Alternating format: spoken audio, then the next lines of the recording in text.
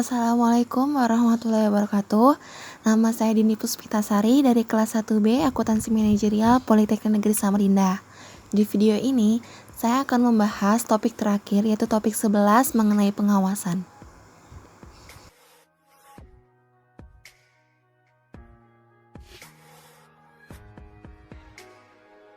Pengertian dari pengawasan adalah kegiatan manajer yang diusahakan agar pekerjaan-pekerjaan terlaksana sesuai dengan rencana yang ditetapkan dari suatu hasil yang dikehendaki.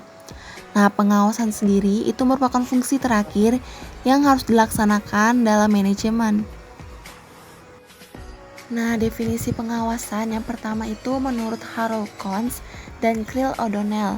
Menurut mereka, pengawasan adalah fungsi manajer yang merupakan pengukuran dan perbaikan dari pelaksanaan kegiatan-kegiatan dari para bawahannya agar supaya yakin bahwa sasaran-sasaran perusahaan dan rencana-rencana yang sudah dirancang itu dapat dicapai.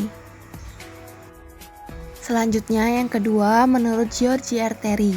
Menurut beliau, pengawasan dapat diartikan sebagai suatu proses untuk menetapkan suatu pekerjaan, apa yang sudah dilaksanakan, menilainya, dan mengoreksinya bila perlu dengan maksud dan supaya pelaksanaan pekerjaan itu sesuai dengan rencana semula.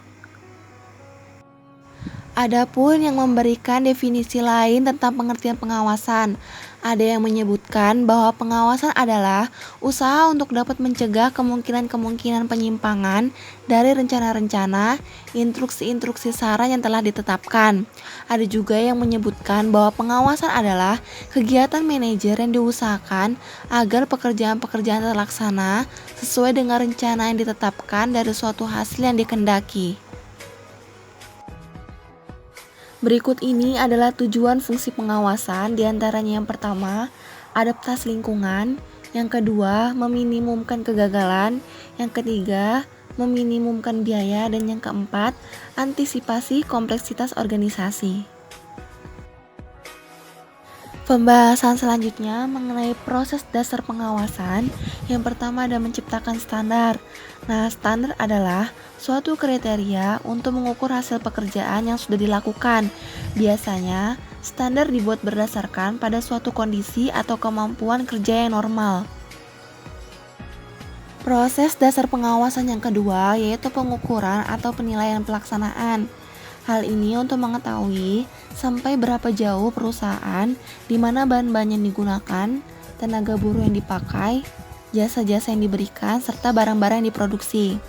Standar ini dapat kuantitatif sifatnya, misalnya jam kerja buruh per menit produk, mil atau ton. Standar fisik dapat juga bersifat kualitatif, misalnya standar-standar yang dipakai untuk mengukur ketelitian dalam memberikan kecepatan kenaikan pesawat terbang, keawetan suatu macam bahan kain, serta ketahanan warna tertentu pada kain. Nah, standar modal dikualifikasikan sebagai suatu kelompok standar yang terpisah karena lebih berhubungan dengan modal yang diinvestasikan dalam perusahaan daripada biaya-biaya operasi. Proses dasar pengawasan yang ketiga yaitu tindakan perbaikan dari penyimpangan-penyimpangan.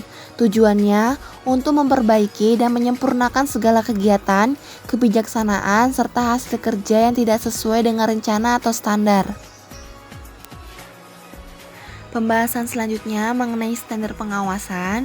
Yang pertama, standar dalam bentuk fisik. Standar yang berhubungan dengan pengukuran non-moneter dengan maksud tidak mengenai uang atas pelaksanaan kerjanya. Yang kedua, ada standar moneter yang meliputi standar biaya, standar modal, dan standar pendapatan. Standar ini biasa pada tingkat operasi yang sebenarnya dari investasi atau dengan penghasilan atas investasi. Standar pendapatan timbul dari penetapan nilai-nilai uang pada penjualan.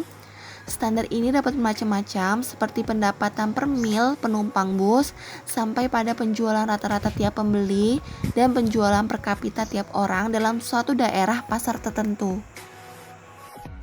Yang ketiga ada standar abstrak. Standar ini adalah standar yang biasa digunakan untuk mengukur atau menilai kegiatan bawahan yang sukar diukur baik dengan bentuk fisik maupun dengan bentuk uang.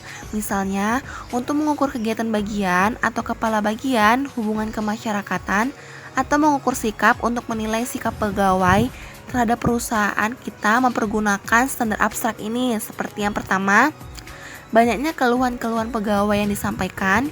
Yang kedua, banyaknya saran-saran pegawai yang disampaikan. Ketiga, banyaknya saran-saran pegawai kepada pemimpin. Dan yang keempat, banyaknya pegawai yang bolos. Tujuan dari dilakukannya pengawasan itu diantaranya untuk mengetahui apakah sesuatu berjalan sesuai dengan rencana yang telah digariskan, kemudian untuk mengetahui segala sesuatu dilaksanakan sesuai dengan instruksi serta asas-asas yang telah ditetapkan, kemudian untuk mengetahui kesulitan-kesulitan, kelemahan-kelemahan, serta kekurangan yang mungkin timbul dalam pelaksanaan pekerjaan. Selanjutnya untuk mengetahui segala sesuatu apakah berjalan secara efisien, serta untuk mencari jalan keluar bila ternyata dijumpai kesulitan-kesulitan, kelemahan-kelemahan, atau kegagalan ke arah perbaikan. Pembahasan selanjutnya mengenai jenis-jenis pengawasan. Yang pertama ada berdasarkan waktu pengawasan, yaitu pengawasan preventif dan pengawasan represif. Nah, pengawasan preventif dimaksudkan pengawasan yang dilakukan sebelum terjadinya penyelewengan, kesalahan, atau deviation. Nah, kalau pengawasan represif dimaksudkan pengawasan setelah rencana itu sudah dijalankan, dengan kata lain diukur hasil-hasil yang telah dicapai dengan alat pengukur standar yang telah ditentukan terlebih dahulu. Yang kedua, berdasarkan objek pengawasan, itu ada produksi. Yang pertama, pengawasan ini untuk mengetahui bagaimanakah kualitas dan kuantitas dari produksi. Yang kedua, itu ada keuangan. Pengawasan ini dilakukan berkaitan dengan ongkos-ongkos yang mudah berubah. Kemudian yang ketiga, itu ada waktu. Pengawasan di bidang waktu dimaksudkan untuk menentukan apakah dalam menghasilkan suatu hasil produksi sesuai dengan waktu yang direncanakan atau tidak. Yang keempat, manusia dengan kegiatan-kegiatannya. Pengawasan di bidang ini bertujuan untuk mengetahui apakah kegiatan-kegiatan dijalankan sesuai dengan instruksi, rencana tata kerja, atau masih perlu petunjuk yang lebih terperinci sehingga pelaksanaan kegiatannya lebih baik dan lebih lancar. Yang ketiga, ada berdasarkan subjek pengawasan, dibagi jadi dua, yaitu pengawasan intern dan pengawasan ekstern. Pengawasan intern yaitu pengawasan yang dilakukan oleh atasan dari petugas yang bersangkutan, atau pengawasan yang dilakukan oleh aparat pengawasan yang ada pada organisasi atau instansi yang bersangkutan itu sendiri. Kalau pengawasan ekstern yaitu pengawasan yang dilakukan oleh atasan orang-orang di luar dari organisasi yang bersangkutan. Dan yang terakhir, yang keempat, berdasarkan cara mengumpulkan fakta-fakta guna pengawasan, diantaranya yang pertama, personal observasi atau peninjauan pribadi. Yang kedua, oral report atau laporan lisan. Yang ketiga, ada written report atau laporan tertulis. Dan yang keempat, control by inception atau laporan dan pengawasan kepada hal-hal yang bersifat istimewa. Berikutnya adalah syarat-syarat pengawasan, diantaranya yang pertama, pengawasan harus mendukung sifat dan kebutuhan daripada aktivitas. Yang kedua, pengawasan harus melaporkan setiap penyimpangan yang terjadi dengan segera. Yang ketiga, pengawasan harus mempunyai pandangan ke depan. Yang keempat, pengawasan harus luas dan fleksibel. Yang kelima, pengawasan harus serasi dengan pola organisasi. Yang keenam, pengawasan harus ekonomis. Yang ketujuh, pengawasan harus mudah dimengerti. Dan yang kedelapan, pengawasan harus diikuti dengan koreksi atau perbaikan. Fungsi perencanaan dan fungsi pengawasan memiliki hubungan sifat timbal balik. Hubungannya seperti apa? Jadi perencanaan tadi memiliki standar-standar untuk dilakukannya pengawasan sebagai pelaksanaan penyempurnaan keduanya. Pengawasan sendiri penting sebagai produk perencanaan efektif. Oleh karena itu, pengawasan bertindak sebagai kriteria penilaian pelaksanaan kerja terhadap rencana. Sekian video pembahasan yang dapat saya sampaikan, semoga bermanfaat. Kurang lebihnya mohon dimaafkan. Wassalamualaikum warahmatullahi wabarakatuh.